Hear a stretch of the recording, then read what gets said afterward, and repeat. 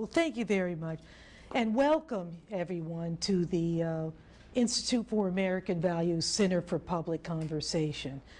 We are going to have a very exciting evening, I think, of lots of lively conversation tonight with Professor Ralph Richard Banks of Stanford Law School. Tell me a little bit, tell all of us a little bit about your personal life, because when I read the book, I have to be honest with you, I had some assumptions of who you might be and all of that, okay? So tell everybody, like, where were you born? Well, there are just kind of fill in the blanks. Okay, there are a couple questions that come up all the time. One, which comes up on radio in particular, is my race. As one might guess, I'm African American. The other is whether I'm married, and I am. And the third is the race of my wife. She's African American as well. And we actually met in elementary school with the gentleman who's sitting here, a friend of mine who's here, also from Cleveland. We grew up in Cleveland, Ohio. I went to Stanford for undergrad, did a master's degree while I was there in educational policy, worked some in education and as a journalist, and went back to Harvard for law school, graduated in 1994, and clerked for a judge and did a fellowship. What judge did you? Barrington Parker. Second Circuit? Who's when he was on the Southern District, actually. Southern, okay. Who's now a judge on the Second Circuit. Here. Okay. And so I clerked for Judge Parker, and then followed my wife around for a job a little bit, and then we were fortunate enough to end up back at Stanford, where I teach in the law school and she teaches in the psychology department. Now, you're 46 years old. How long? Oh, no, come on. 47? How old are you? How old are We'll you? enough. This later. You're close you don't enough. Want your age to be. You're close enough. Okay, close all enough. right. You're Okay. mid-40s, I suspect. I'll Very take young. it. I'll take it. Okay. Okay. How long have you been married? Since, not if you're asking a tough question, since 1997. Okay. So we married in 1997. We have 3 boys, 8, 9, and 13. Okay. And the 8-year-old just struck out 2 batters. Oh, really? Yeah, okay. it's the first time that happened. You have no girls? No girls. Okay, okay. So tell me, what brought you to the whole study of marriage? I mean, why are you interested in the study of marriage, and then the study of marriage among African Americans? Right. So this is also a question I've thought about a lot, and my typical answer would be, well, this is the area that I research, and I teach family law. I teach a number of courses related to race in the law, employment discrimination, some constitutional law about the 14th Amendment. No, but for that's those lawyers the blah, out here. blah. I mean, and that's the blah, blah, right? I mean, what in your heart? So that's my answer, Okay. right? But as I reflect on it, I mean, I think that I realized that I actually was concerned with issues related to families when I was in college even, and wrote papers about single-parent families, 2-parent families, and what was happening with families. And I think it probably ultimately goes back to my own experience, that my mother died when I was 9. So I went from a 2-parent family to a 1-parent family. And it was a pretty stark divide.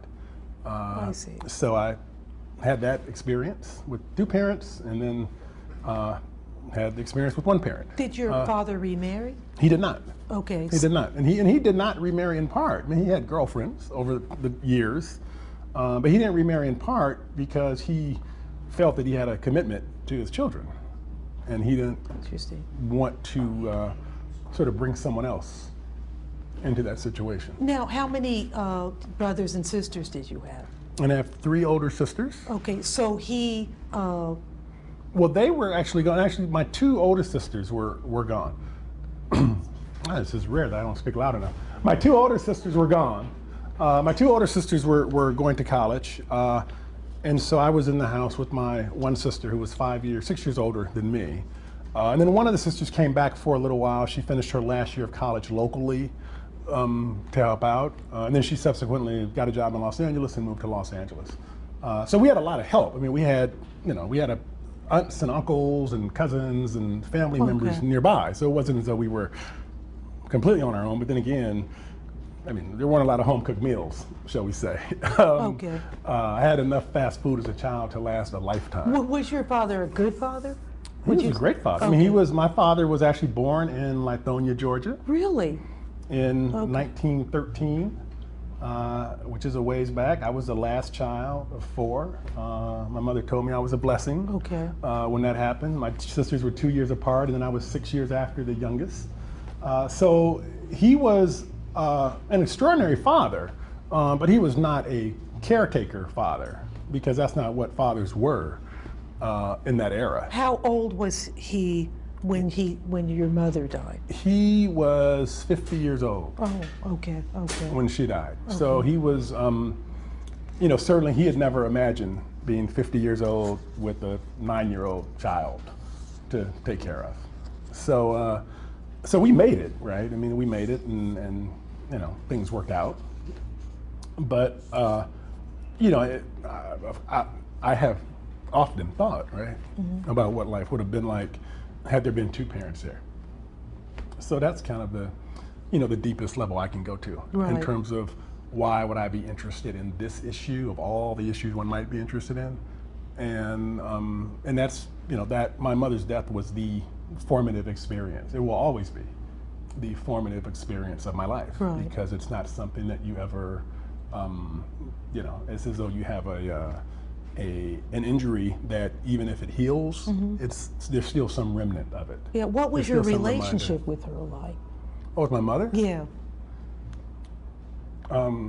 She had 3 girls, and then she had a boy. Oh my goodness. So she lucked out. And she did let that be known. I mean, she lucked out. She was, and it's only as I became a parent even that I began to realize that I think when she was sick and when she died, only as I became a parent did I realize that the most difficult thing for her was actually to leave her children. Yeah, I can understand. And want some water? No. Okay. So that's the type of mother she was. Okay. She was all about her children. So, and that worked because my father was there as well, and so they were able to kind of keep it moving when there were the 2 of them. But once she died, I mean, he was clearly rattled because it was just not. He was a situation that life had not prepared him for, and. He did his best, but again, there were not a lot of home-cooked meals. I learned to wash my clothes and to dry them and to all that stuff very early. I often had a dirty uniform for basketball or something. So, let me ask you this. Your book is Marriage for White People. Okay. Is marriage for white people? Answer the question. Is marriage for That's white? a rhetorical question. Yes, that you asked. So yeah. So I'm now asking. Yeah. So the question it comes from an incident in D.C. that a reporter wrote about, where she went to a classroom and she was talking about parenting. And one of the kids said, "Well, tell us about parenting. We want to know how to be good fathers." And she said, "Oh, great! I'll bring in some married couples to talk to you about raising children." And they said, No, we don't want married couples. And then another kid said, "Yeah, marriage is for white people." And that shocked the writer, and it shocked me, because that's just a vivid expression of that child's perception that marriage had declined so much in Southeast Washington that black people didn't get married. Only white people got married. So I took that and used it as a question. And I wanted to have 2 meanings, and people do interpret it in 2 different ways. One is marriage for white people but not for black people, because marriage has declined the most among African Americans. But then second, is marriage even for white people?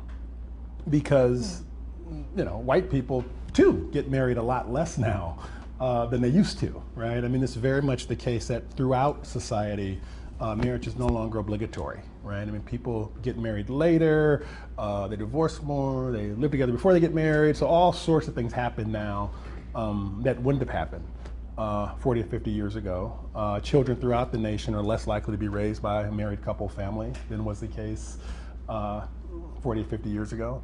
So the book is meant to put in play both of those issues, both the decline in marriage among African Americans, as well as a decline in marriage throughout the society. Well, tell me, why has there been a decline in marriage, both among the African Americans in such a big number, and then among the rest of society as well? What's driving that Right. number? Yeah. Well, I'll give you a little longer answer than I usually do, since Okay. we have more time. And there are two big factors. One is cultural change, and the other is economic change. And under the cultural change, in American society, marriage is much less of a necessity now than it has been, and that's reflected in all sorts of ways. I'd look at changes in the law to see how the culture is changing. And in the legal domain, it was the case 50 years ago, again, that being married was the only way legally to have a sexual relationship and to live with someone within the law. If one had a child without being married, the child had no legal relationship or no rights with respect to the father had no rights with respect to the child. So there was a whole set of sort of legal rules that reflected this cultural centrality of marriage and having children and having an intimate relationship. And now, of course, that's all changed, right? People can have children and then get married, or have children and not get married, or live together and not get married. You can do all sorts of things. So marriage has gone from being a necessity to a luxury. That's one part of the story.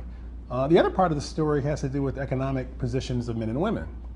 And there, the short story is that women are doing better, but men are doing worse. And we see this especially with African Americans, but throughout the society. The most shocking statistics, and this was a book that was difficult to write, but the most shocking facts really have to do with the struggles of black men. 1 in 10 black men, actually more than 1 in 10 black men, in their 20s and early 30s are in prison nationwide or jail as we speak. 1 in 4 will go to prison or jail during their lifetime. That's nationwide again. At the other end, black women are nearly twice as likely as black men to graduate from college. So when we have that sort of gender divide opening, black women receiving more college degrees at the same time those degrees are becoming more valuable, black men being left at the less educated end of the spectrum at the same time that jobs for less educated workers are drying up, that's not a recipe for success. And so that's, so those are the two big factors. Now, what in your view is keeping black women single? I mean, you say that we are the least marrying group. What is that? Is it because black men are not doing so well, or what's driving that? I think that's, again, so, people don't have to marry now, right? Marriage is a choice, not something you have to do. So some people will say, is it worthwhile for me to marry? And as men are struggling, marriage seems less worthwhile to many. And for black women, again, there's a shortage of men who are able to be the sort of husband that women want. Only half as many black men as women graduate from college. 1 in 10 are in jail. That obviously is not helping their economic prospects. So black women have a small pool, and we've encouraged black women in all sorts of ways to either or to only marry black men. How have we encouraged black women to do that? I mean, why do black women tend to only marry black men?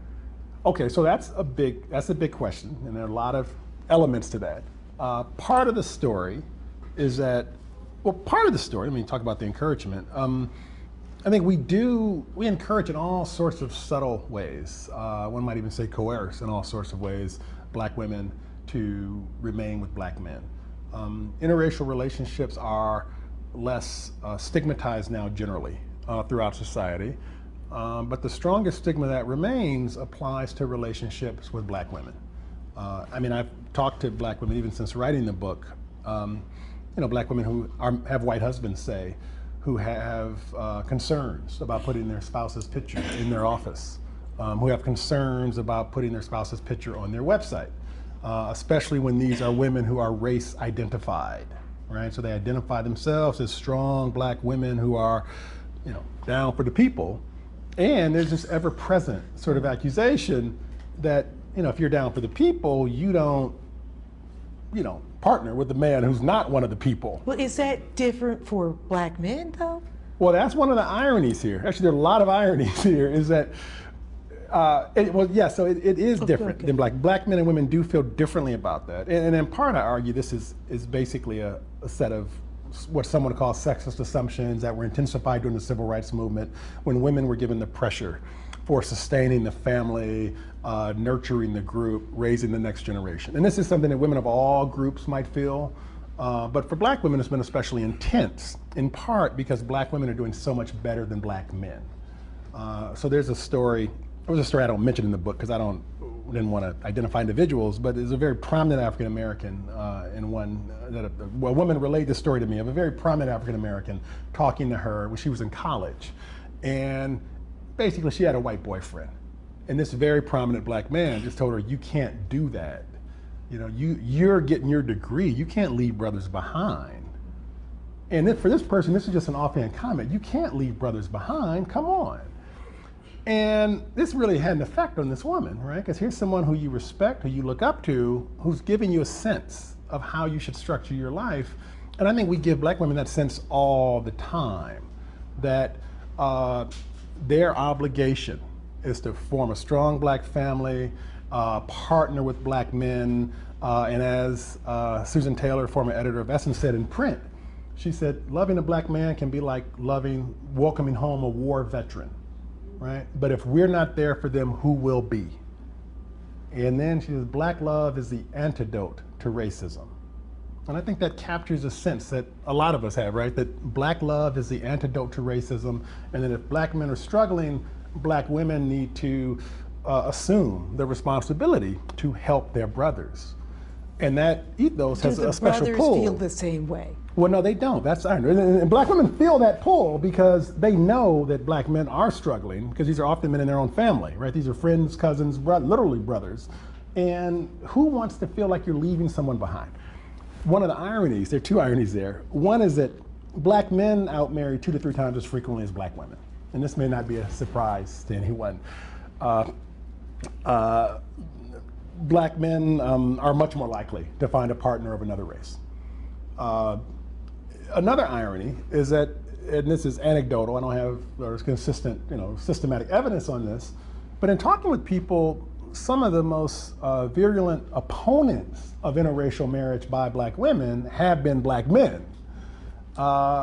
And they express opposition for a range of reasons, but a lot of the opposition is, I was telling someone earlier, that every phone interview I've done on a radio show, save one, has included a black man suggesting that I'm promoting the destruction of the black family by suggesting that maybe black women should expand their options the same way other groups have.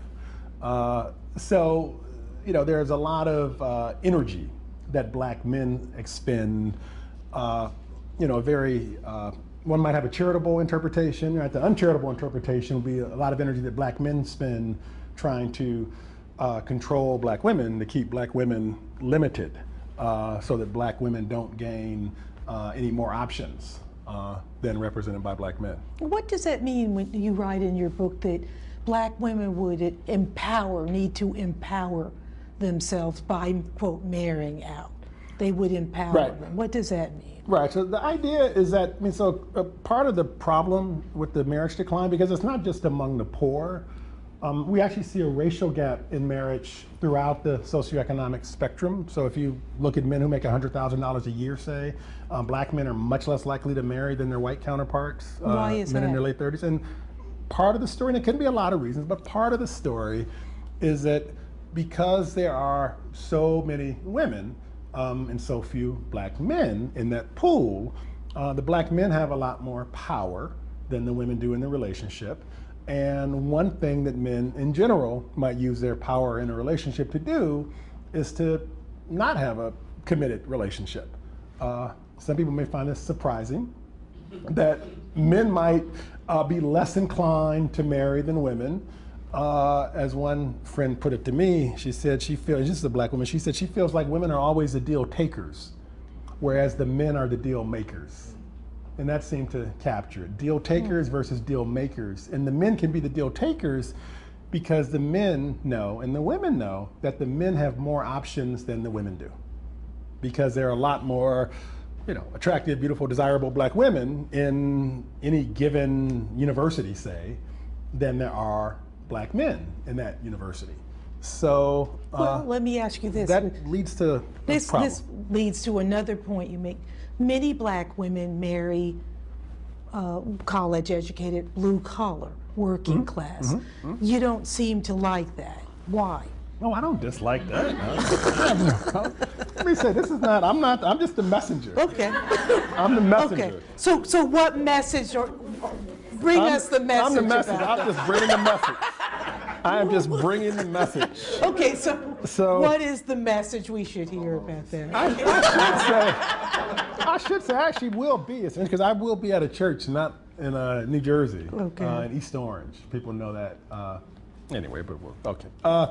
But no, so another striking thing that I discovered in the book is that black women are, and this is a trend that's most pronounced among black women, but it's a universal trend. And women, wives now, are much better educated and higher earning relative to the wives of 30 years ago. So now we see this among whites, where in 1970, say 3% of wives earned more than their husbands, or 2%. Now it's 25%. So about 1 in 4 women earn more than their husband now. But among African Americans, a majority of college-educated black women who are married are more educated than their husband. A majority. A majority of married, college-educated black women have more education than their husband. In other words, there are many college-educated black women who are married to non-college-educated black men. And this also may not be news to many of you. This seems likely if we have the 2-to-1 ratio in college graduation, which we do. And those relationships can sometimes work out, right? They can be great. You can find love where you can.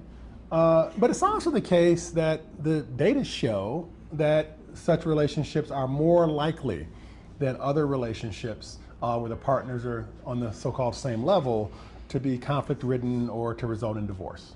Right? And one reason is the economic reason. One of the strongest gender roles in our society is that the man earn money. We've allowed women work and men can take care of children, and we're very flexible. But it is the case, and this again is based on research, that when the man is unemployed, divorce is much more likely than when he's not, or when the woman is unemployed. When the woman is supporting the family because the husband cannot, problems are more likely to result. And that's because the people looking in on the relationship may have problems, right? Your family, your friends, all those people. The man may be insecure about a wife who makes more money than him. And it may even be that the woman, frankly, is not too happy with the situation either, because she might expect to have a husband who is a breadwinner as well. So that can result in problems. Yeah. Okay. And then there are other reasons as well, but that's just one reason that problems can arise. Are white men generally attracted to black women or not? Oh, I'll go out on a limb here. You Am went out I on a talking limb. loud I enough read now? the book. Am I loud enough? If I'm loud enough, I would say more than we think.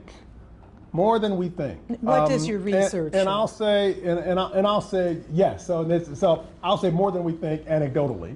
And what the research shows that it's also more than we think. The best available research, right?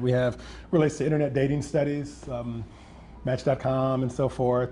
And in all those studies, it is true that there's some portion of white men or non-black men who are not interested in dating black women. So that's true, right? People are paying attention to race, and black women are not at the top of the list. But it's also true, frankly, that black men are not at the top of anybody's list either, based on these same internet dating studies, right? And black men outmarry a lot more than black women do. So even after we take away the people who are not interested in dating black women, there are still, by any measure, and based on any study, there are still more non-black men who are interested in black women than there are black women. There are more non-black men who are interested in black women than there are black women. This is in part because black women are a small part of the population. Non-black men are a big part of the population, right? Not only whites, but Asians and Latinos and Middle Easterners and people from South America, and I mean all over the world. So you're saying there's a huge pool, really? Huge pool. People have come here from all over the world. We have this mix. In places like New York, we have this huge mix of peoples, and most of them are not black. And a lot of those men are very interested in black women because they think that there are a lot of desirable qualities about black women. And one little known tidbit, since we have time here, is that you know, a lot has been made of an OkCupid study that I talk about in the book, and it's received an extraordinary amount of attention, right? And the media take on the study, and what the researchers take on the study was that this shows that non-black men are not interested in black women because, or white men. Actually, they said white men are not interested in black women because white men responded less frequently than they should have, based on the compatibility score the website calculates. But what the write-ups of that study never mentioned was that, in fact, there were lots of other groups also part of the study. Asian Americans, Latinos, Middle Easterners, and those groups actually responded to black women more frequently than did white men. And some of those groups responded to black women more frequently than did black men. They responded to black women more frequently than did black men. What groups were those? Well, we can go I'll talk about it in the book. I'll talk about it in the book. Just kidding. So let me ask you this, and two other questions, and I'm going to open it up and give everybody a chance. But somebody asked me to ask you this. So can white men handle black women? That's a good question. Yeah. I think it depends who you have, right? It depends who you have. I think that there is. I mean, I will say that. I mean, frankly, I don't know if black men can handle black women. I'll just put that out there, right? And that can be a comment. That's a comment really more about the men than about the women, right? And one of the things that has been surprising to me, people say, well, what have you been surprised about? And the thing that's been most surprising to me is I get lots of emails from people, which means a lot because my email address is not that readily available. But I get emails from people in response to articles and interviews. And sometimes I get a very negative email about black women, which says, here's what black women are doing wrong.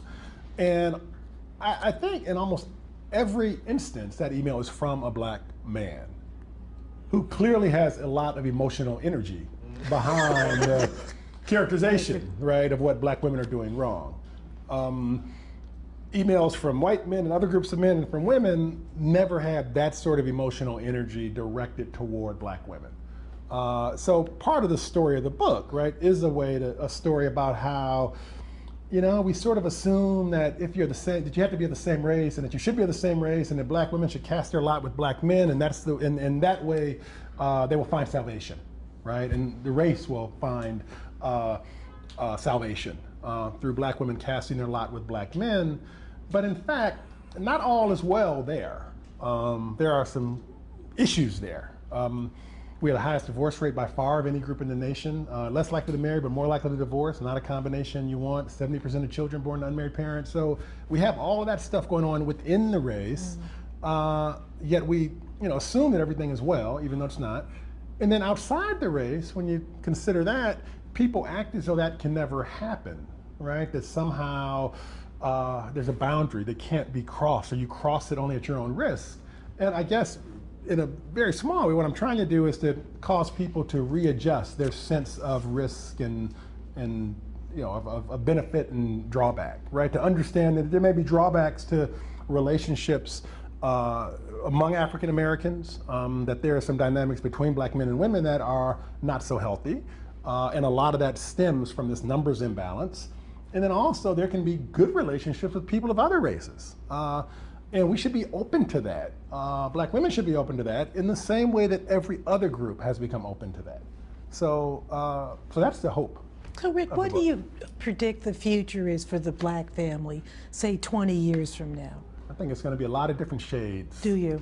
I do. I think I do think we're at a turning point, frankly, where you know, when you think of interracial relationships, I mean, I know people who are interracial couples who married in 1966 before it was legal in many places.